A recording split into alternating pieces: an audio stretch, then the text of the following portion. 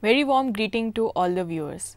Today we are going to discuss about the different kinds of chemical bonds that are responsible for the formation of various molecules. As we know, most of the substances in nature exist in the form of molecules which are the cluster of atoms of same or different kind. For example, hydrogen, oxygen, ammonia, water, etc. consist of small group of atoms mutually held together by some attractive force. The attractive forces which holds various constituents like atoms, ions, etc. together in different chemical species is called as chemical bond. The bond is caused by the electrostatic force of attraction between opposite charges either by electrons and nuclei or due to a dipole attraction. The strength of chemical bonds varies considerably. The chemical bonds can be classified into various types like ionic bond, covalent bond, coordinate covalent bond, hydrogen bond and van der Waals forces. Let us begin by studying the different kinds of bonds. The first bond that we will study about is the ionic bond. Ionic bond is formed by the transfer of one or more electrons from one atom to another. This type of bond comes into existence between a metal and a non-metal atom. The metallic atom loses its valence electron and changes into a positive ion called as cation, while a non-metallic atom gains electron and gets converted into a negative ion called as anion. The oppositely charged ions are held together by electrostatic force of attraction. Thus, ionic bond may be defined as electrostatic force of attraction holding the oppositely charged ions. Ionic bonding is observed because metals have few electrons in their outermost orbitals. By losing those electrons, these metals can achieve noble gas configuration and satisfy the octet rule. Similarly, nonmetals that have close to 8 electrons in their valence shells tend to readily accept electrons to achieve a noble gas configuration. In ionic bonding, more than one electron can be donated or received to satisfy the octet rule. The charges on the anion and cation correspond to the number of electrons donated or received. In ionic bonds, the net charge of the compound must be 0. To understand the ionic bonding, let us study the formation of sodium chloride as an example. Sodium atom has only one electron in its valence shell. In order to gain the noble gas configuration of neon, it has to lose its valence electron. Whereas, chlorine atom has 7 electron in its valence shell, and to acquire its nearest noble gas configuration of argon, it has to gain 1 electron. Thus, sodium molecule donates the lone electron in its valence orbital and becomes a positively charged cation, that is also called as a electropositive atom. Due to the loss of electron, while the chlorine atom receives 1 electron and becomes negatively charged anion called as electronegative atom. Ionic compounds generally have high melting and boiling points due to the strong electrostatic force of attraction between oppositely charged ions. Hence, a large amount of energy is required to overcome strong attractive forces. They cannot conduct electricity in solid state because the ions occupy fixed positions and are not able to move. However, they can conduct electricity in their aqueous solutions because the ions are in free state.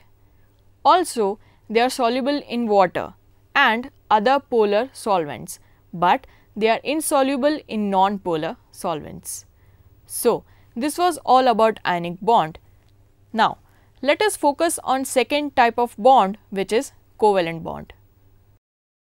Covalent bonding is the sharing of electrons. It occurs between two atoms of the same element or of elements close to each other in the periodic table. This bonding occurs primarily between non-metals. However, it can also be observed between non-metals and metals. Thus, a force which binds atoms of same or different elements by mutual sharing of electrons is called as a covalent bond. In covalent bonding, because both the atoms have the same affinity for electrons, neither has a tendency to donate them. They share electrons in order to achieve octet configuration and become more stable.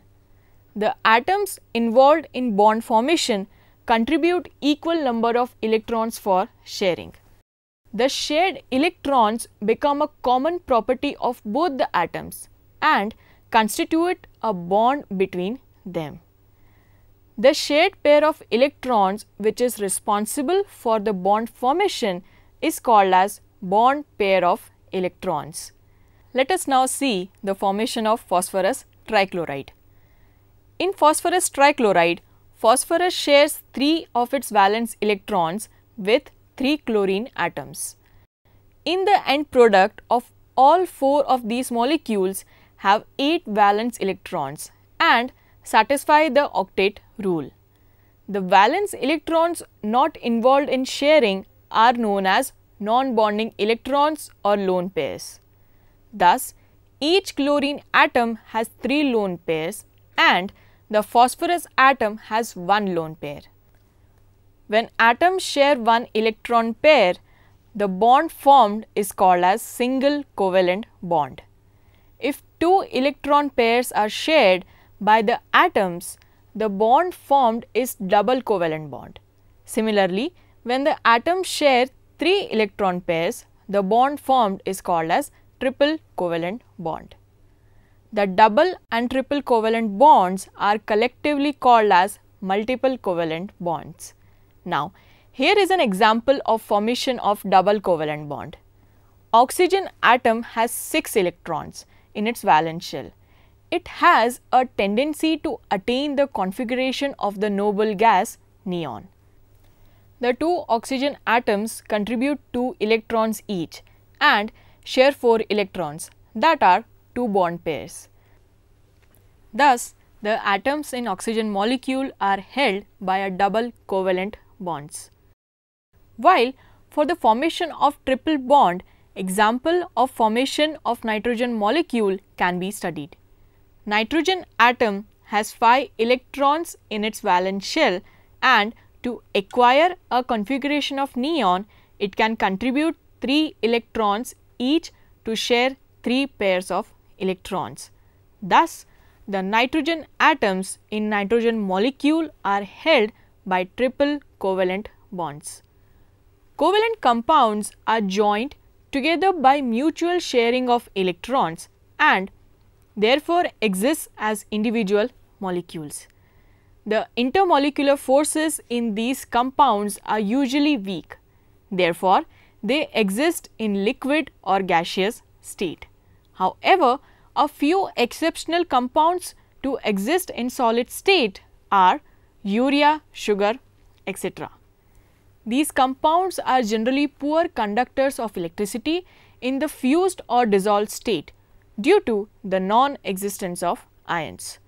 Covalent compounds have low melting and boiling points because the attractive force between these compounds are usually weak and require less amount of energy to overcome intermolecular forces. These compounds have low solubility in water and in other polar solvents. However, they are more soluble in non-polar solvents. Also, they do not produce ions in aqueous solutions. Hence, their reactions are not ionic in nature. Their reactions involve breaking of covalent bonds in reacting molecules and forming a new covalent bonds to give molecules of the products. These reactions are therefore relatively slow. Polar covalent bond. Now, let us throw some light on one type of covalent bond, which is polar covalent bond. But before that, it is necessary to understand what electronegativity is.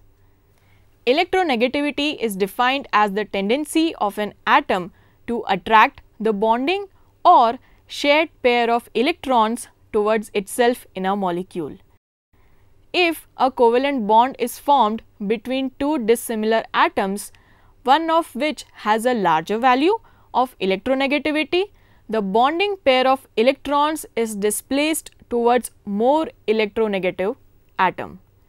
In other words, electron cloud containing the bonding electrons gets distorted and the charge density concentrates around more electronegative atom.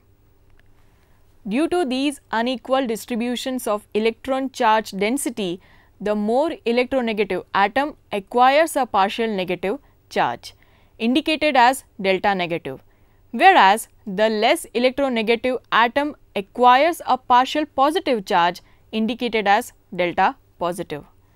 Thus, a covalent bond develops a partial ionic character as a result of the difference of electronegativities of the atoms comprising the bond. Such a bond is called as a polar covalent bond. One of the examples is the bond between hydrogen and chlorine atoms in the HCl molecule. It is polar because the shared electron pair is displaced toward the chlorine atom, which is more electronegative. Now, moving towards the next bond, which is coordinate covalent bond. Coordinate bond is a special case of covalent bond. It is formed by mutual sharing of electrons between the two atoms. But the shared pair of electrons is contributed only by one of the two atoms. The other atom simply participates in sharing. The atom which donates an electron pair for sharing is called as donor and has its octet completed. The atom which accepts the electron pair in order to complete the octet is called as the acceptor. The bond is represented by an arrow pointing from donor towards acceptor. Let us understand this bond by formation of ozone molecule, that is denoted by O3. A molecule of oxygen contains two oxygen atoms which share 4 electrons and complete their octet. Now, if an atom of oxygen having 6 valence electrons come close to the oxygen molecule, it shares a lone pair of electrons with one of the oxygen atoms of the molecule and acts as the donor. This is how the ozone molecule is formed. Now, we will discuss about the next bond, that is the hydrogen bond. When a hydrogen atom is bonded to a highly electronegative atom by a covalent bond, the bond paired of electrons is displaced towards the electronegative atom. When lone electron of hydrogen atom lies away from it, its nucleus gets exposed and behaves as a bare proton. Such a bare hydrogen nucleus exerts a strong electrostatic attraction on the electronegative atom of the neighboring molecule.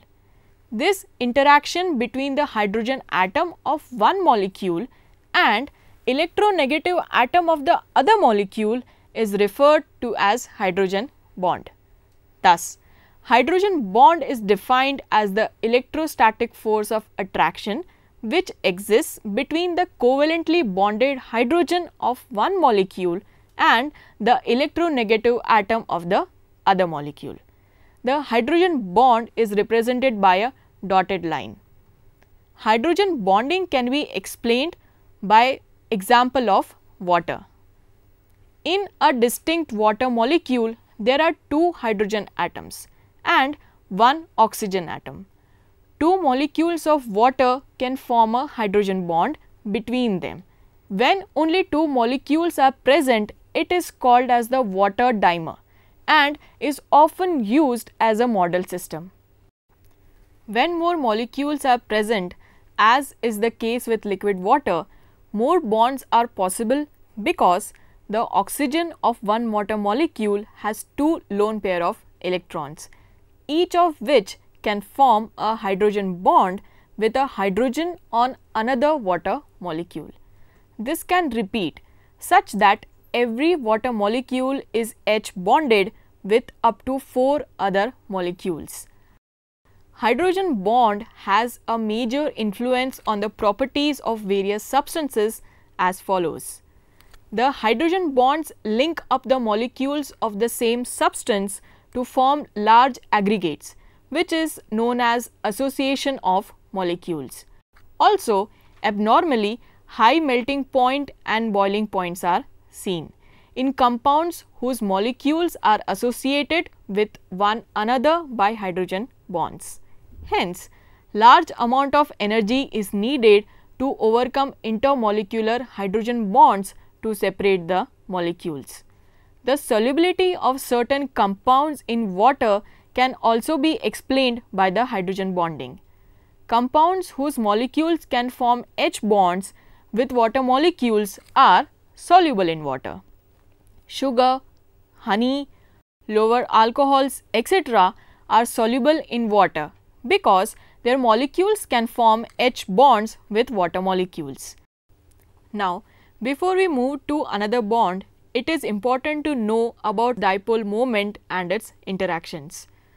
It has been pointed out earlier that a covalent bond between 2 atoms acquires a partial polar character if the values of electronegativity of the 2 bonded atoms differ. The 2 charged ends of the bond behave as an electric dipole and the degree of polarity is measured in the terms of dipole moment. Dipole moment can thus be defined as the product of magnitude of charge on any one of the atoms and the distance between them. The molecules having dipole moment are called as polar molecules, like for example HF, HCl, NH3, H2O, etc. Whereas molecules having zero dipole moment are said to be non-polar molecules like H2, N2, O2 and Cl2. Dipole moment gives an idea about the ionic character in a bond or a molecule. The value of dipole moment also helps to predict the shape of the molecules. I hope so far you have understood the different kinds of bonds that have been discussed. Now, let us talk about the next bond, which is based on a dipole-dipole interaction, which is also called as van der Waals forces. Van der Waals forces include attractions and repulsions between atoms, molecules and surfaces, as well as other intermolecular forces. They occur between permanent and induced dipoles. The attraction between molecules is greatest at a distance called as van der Waals radius. If molecules approach each other more closely, a repulsive force develops. The magnitude of van der Waals forces depends on how easily an atom is polarized. Electronegative atoms with unshared pair of electrons are easily polarized. There are 3 types of van der Waals forces. First, dipole-dipole interactions. These forces occur between molecules containing electronegative atoms. They cause molecules to orient themselves so that the positive end of one molecule is directed towards the negative end of another. Second is dipole-induced dipole interactions. a permanent dipole induces a transient dipole in a nearby molecule by distorting its electron distribution. Third, induced dipole interaction. In this type, the motion of electrons in nearby nonpolar molecules results in transient charge imbalances in adjacent molecules. A transient dipole in one molecule polarizes the electrons in neighboring molecule. This attractive interaction is often called as London dispersion forces, which is extremely weak. Van der Waals forces are relatively weak forces than the other bonds due to its transient electrostatic interactions. So, here we conclude the different types of bond formations. Summary. In today's lecture, we discussed about different kinds of chemical bonds that are responsible for the formation of various molecules. We learnt that there are majorly 5 types of bonds, which are ionic bond, covalent bond, coordinate covalent bond, hydrogen bond and van der Waals forces. We got a brief idea on why do atoms combine and what is the nature of the force existing between the combining atoms. We understood why a definite number of atoms are used to make up a particular molecule. I hope you found this lecture fruitful in understanding the different types of bonds. Thank you.